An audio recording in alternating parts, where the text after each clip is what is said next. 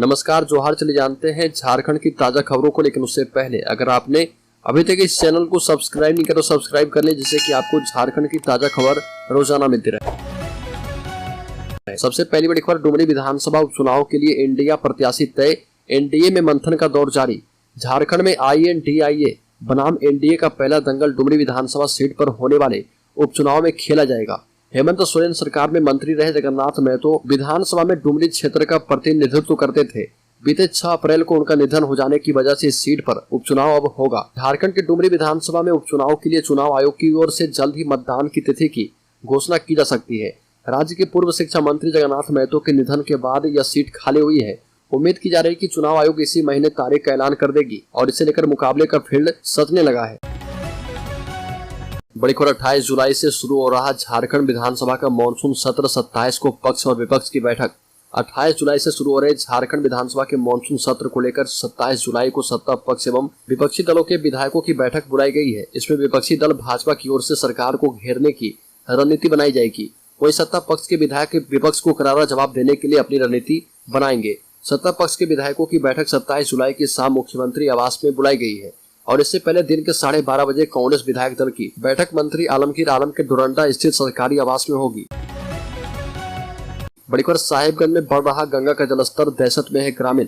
साहिबगंज में एक बार फिर से गंगा नदी का बढ़ता जलस्तर लोगों को डराने लगा है। नदी का रौद्र रूप तटबंध पर बसे ग्रामीणों में दहशत का माहौल पैदा कर रहा। हालांकि बढ़ते जलस्तर को देखते हुए जिला प्रशासन ने हाई अलर्ट जारी कर दिया है। जिले के उधवा प्रखंड में तो गंगा का कहर बरपने में लगा है। यहाँ के प्राणपुर जलवालू मंडल टोली के लगभग 140 घर गंगा नदी में समा चुके हैं। बड़ी खबर, ओलचिकी लिपि के विरोध में आदिवासियों ने फूंका बिगुल, कहा कि संथाल परगना को यह स्वीकार नहीं है। ओलचिकी लिपि के विरोध में आदिवासी समाज सरकार के विरोध में मुखर हो गया है। आदिवासियों का कहना है कि इसके लागू होने से दिक्कत होगी। झारखंड में ओलचिकी लिपि के विरोध में आदिवासी समाज ने आंदोलन की शुरुआत कर दी है। संथाली भाषा बचाओ मोर्चा के बैनर तले सैकड़ों लोगों ने झारखंड सरकार के खिलाफ पाकुड़ जिला मुख्यालय के गोकुलपुर में धरना दिया। मोर्चा के नेता मार्क बास्की ने कहा कि संथाल परगना के आदिवासियों को ओलचिकी लिपि स्वीकार नहीं है। बड़ी खबर, पाकुड़ में इंसानियत शर्मसार युवती के साथ 10 लोगों ने किया रेप, मामले में बड़ी कार्रवाई। पाकुड़ जिले के अमड़पाड़ा थाना क्षेत्र से दिल दहला देने वाली घटना सामने आई है, जहां पर एक युवती की अस्मिता के साथ 10 लोगों ने खिलवाड़ किया। रेप के बाद पीड़िता आमड़ापाड़ा थाना गई और अपने साथ हुए दुष्कर्म की घटना की रिपोर्ट दर्ज करवाई है। पीड़िता की रिपोर्ट के बाद SDPO अजीत कुमार विमल ने मामले की जांच शुरू की है और पीड़िता ने जो शिकायत दर्ज करवाई है उसके मुताबिक 10 से 12 अज्ञात लोगों के खिलाफ मामला दर्ज किया गया है। बड़ी खबर, भाजपा के वयोवृद्ध नेता और लोकसभा के पूर्व उपाध्यक्ष पद्म भूषण कड़िया मुंडा ने कहा कि समान नागरिक संहिता यानी UCC से आदिवासियों और मूलवासियों के साथ ही अल्पसंख्यकों को डरने की कोई आवश्यकता नहीं है। जब तक CNT-SPT एक्ट है तब तक उनकी जमीन कोई छीन नहीं सकता। 8 बार खूंटी संसदीय क्षेत्र का प्रतिनिधित्व करने वाले कड़िया मुंडा ने अपने आवास में पत्रकारों के साथ बातचीत करते हुए कहा कि कुछ लोग बिना UCC को जाने समझे अपने निहित स्वार्थ के कारण इसका विरोध कर रहे। ये भी कहा कि अभी कानून बना नहीं है। विपक्ष लोकसभा में बहस कराए लेकिन विपक्ष बहस से भाग रहा। बड़ी खबर, जसीडीह से कोडरमा वाया कोयलीडीह रेल लाइन का जल्द शुरू होगा सर्वे। रांची के लिए बन जाएगा नया रूट। रेल मंत्रालय के बजटीय प्रावधान के बाद जसीडीह से कोडरमा वाया कोयलीडीह एवं जमुआ रेल लाइन का सर्वे जल्द चालू होने वाला है। रेल मंत्रालय की सहमति के बाद झारखंड सरकार एवं रेलवे की joint venture company Jharkhand rail infrastructure development corporation के द्वारा जल्द ही सर्वे का काम शुरू किया जाएगा। रेलवे अगस्त में कंसल्टेंट का चयन करेगी। कंसल्टेंट के लिए टेंडर निकाल दिए गए हैं। कंसल्टेंट के द्वारा सर्वे का काम किया जाएगा। इस सर्वे में रूट, ट्रैफिक मूवमेंट एवं फाइनेंशियल फिजिबिलिटी की स्टडी होगी। बड़ी खबर, राज्य के सिमडेगा जिले में प्रोफेसर ने लूटी अपनी ममेरी बहन की अस्मत, पुलिस ने गिरफ्तार कर भेजा जेल। सिमडेगा में दुष्कर्म का दूसरा मामला सामने आया। एक कॉलेज के प्रोफेसर को अपनी ममेरी बहन से दुष्कर्म के आरोप में पुलिस ने गिरफ्तार किया है।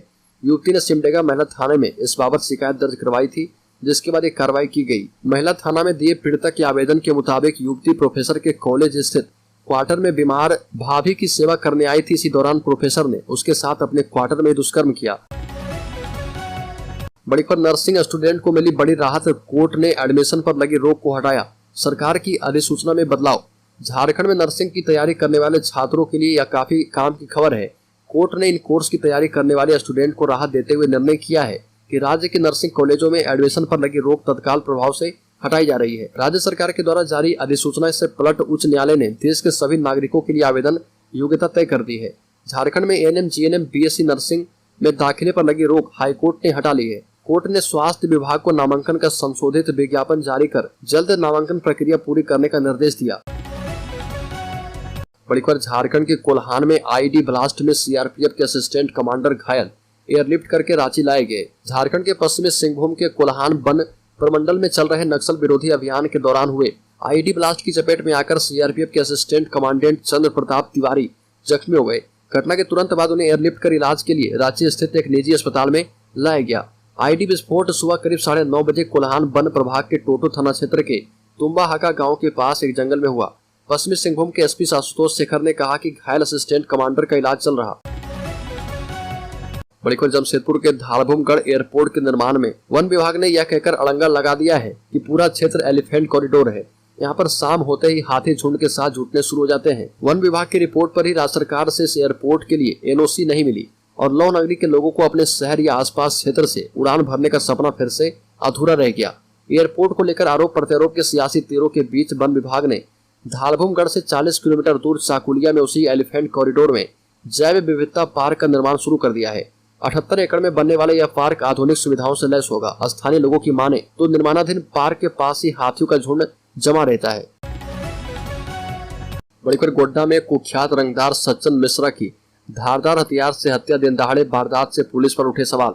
जिले के महकामा थाना अंतर्गत बनरचुआ गांव निवासी कुख्यात रंगदार 55 वर्षीय सचिदानंद मिश्रा उर्फ सचिन मिश्रा की धारदार हथियार से हत्या कर दी गई। मृतक की पत्नी निवेदिता मिश्रा के मुताबिक उसका पति सोमवार की दोपहर बाद धान की बुआई कर खेत से लौट रहा था, उसके साथ वह भी मौजूद थी। इसी बीच गांव के चापाकल में सचिन मिश्रा हाथ पांव धोने लगे। पत्नी आगे बढ़ गई। पुलिस को दिए बयान में मृतक की पत्नी ने बताया कि जमीन विवाद में बनरचुआ गांव के हरिकिशोर झा उर्फ मुन्ना झा और उसके 3 पुत्र कृष्ण, कन्हैया एवं श्यामा सहित मुन्ना झा के परिवार की कुछ महिलाओं ने घेर कर सज्जन मिश्रा पर खंती और तलवार से हमला कर मौत के घाट उतार दिया। बड़ी खबर, झारखंड विधानसभा में मॉब लिंचिंग बिल लाने की तैयारी में हेमंत सरकार, सियासत है शुरू।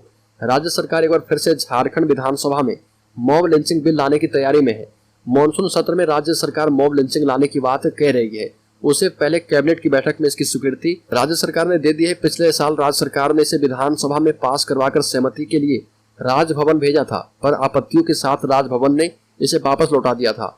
एक बार फिर से राज्य सरकार इसे विधानसभा से पास करवाने की तैयारी में है। झारखंड विधानसभा का मॉनसून सत्र 28 जुलाई से शुरू हो रहा।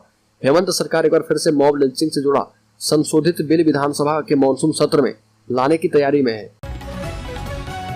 बड़ी खबर, मुहर्रम जुलूस को लेकर पुलिस अलर्ट, 2000 जवानों की तैनाती, संदिग्ध गतिविधियों पर रहेगी विशेष नजर। रांची में मुहर्रम का जुलूस 29 जुलाई को निकाला जाएगा। जुलूस में शांति व्यवस्था के लिए पुलिस पूरी तरह से अलर्ट है। शहर के प्रमुख चौक चौराहों पर अभी से ही पुलिस की तैनाती कर दी गई है। सुरक्षा के मद्देनजर जिले भर में 2000 अतिरिक्त फोर्स की तैनाती की जाएगी, जिसमें जिला बल, सैप, रैफ, सैप, IRB आदि शामिल है। शहर में लगे CCTV कैमरे से पूरे जुलूस की निगरानी की जाएगी। जुलूस की मॉनिटरिंग कंट्रोल रूम से होगी और इसके लिए कंट्रोल रूम में भी जवानों की तैनाती रहेगी। SSP किशोर कौशल ने हिंद पीढ़ी, लोअर बाजार, चूटिया, डोरंडा, लालपुर, बरियातू समेत अन्य थाना के थानेदारों को सख्त निर्देश दिया है कि प्रतिदिन इलाके में गश्त लगाएं। बड़ी खबर, बाबूलाल मरांडी ने सीएम हेमंत सोरेन को बताया अयोग्य और अक्षम। कहा कि उन्होंने अपने स्वार्थ और फायदे के लिए आदिवासियों के अस्तित्व के साथ सौदा कर लिया है। बाबूलाल मरांडी ने कहा कि वोट बैंक के कारण स्थानीय नेताओं की मदद से संथाल परगना में घुसपैठियों ने वहां की परंपरा और संस्कृति को मिटाने का काम किया है। ये भी कहा कि राज्यपाल ने आदिवासियों की पीड़ा और वेदना को सुना है, लेकिन राज्य का चुना हुआ अयोग्य मुख्यमंत्री गूंगा बहरा बना बैठा है। वहीं एक लाल डायरी पर चर्चा करते हुए बाबूलाल मरांडी ने पूछा कि आखिर ये लाल डायरी का मकड़जाल क्या है। बड़ी खबर, अमन श्रीवास्तव, अमन साहू समेत 5 आपराधिक गिरोह के 109 ठिकानों पर ATS की छापेमारी, 10 गिरफ्तार। झारखंड में संगठित आपराधिक गिरोह के खिलाफ झारखंड ATS की ताबड़तोड़ कार्रवाई जारी है। पिछले एक सप्ताह के दौरान SP सुरेंद्र कुमार झा के निर्देश पर ATS की टीम ने झारखंड के 5 प्रमुख आपराधिक गिरोह के 109 ठिकानों पर छापेमारी की। यानी ATS की टीम हर दिन आपराधिक गिरोह के 15 ठिकानों पर छापेमारी कर रही है। इस दौरान ATS की टीम ने अलग अलग आपराधिक गिरोहों से जुड़े 10 अपराधियों को गिरफ्तार किया। इसके अलावा 36 लोगों को बेल बॉन्ड पर छोड़ा है। राज्यपाल CP राधाकृष्णन ने कहा कि बांग्लादेशी घुसपैठ से आदिवासियों की बदल जाएगी परंपरा। राज्यपाल CP राधाकृष्णन ने कहा कि राज्य में हो रहे बांग्लादेशी घुसपैठ को नहीं रोका गया तो ये भविष्य में आदिवासियों की परंपरा को प्रभावित करेगा। मैंने इस मुद्दे को मुख्यमंत्री हेमंत सोरेन एवं मुख्य सचिव के सामने उठाया। विदेशियों की घुसपैठ से आदिवासी परंपरा नहीं बदलनी चाहिए और झारखंड की जनसांख्यिकी नहीं बदलनी चाहिए। हमें इस बारे में बहुत सावधान रहना चाहिए।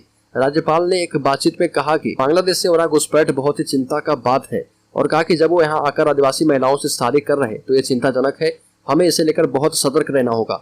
राज्यपाल ने कहा कि आदिवासियों की परंपरा, यहाँ की जनसंख्या और इनकी जीवन शैली पर असर नहीं पड़ना चाहिए।